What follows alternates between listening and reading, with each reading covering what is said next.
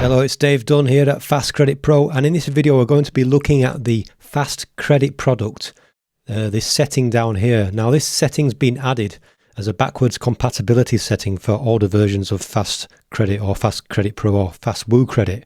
So basically, if we enable this, I'll show you what it does. So if we save those changes and we go into products, and in the product settings, it's basically this product data type here. Now in older versions, when we first developed FastWooCredit, or FastCredit as it's called now, there was a product type called FastCredit product, right?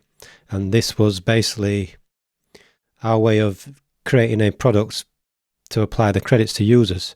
Now this didn't always work in the best way because sometimes users, other plugins used the simple product and they added integrations on here. So we added, over time, we updated the plugin to work in this manner.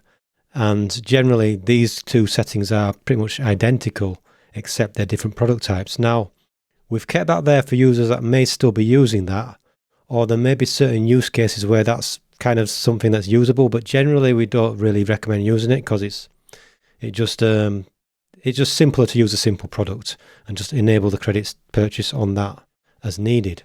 So basically, you can leave that unchecked, but if you ever need it, it's there. And if you think you want to try and experiment with it, if there's a use case that you kind of think you can use a dedicated FastCredit product, then by all means go ahead and use it.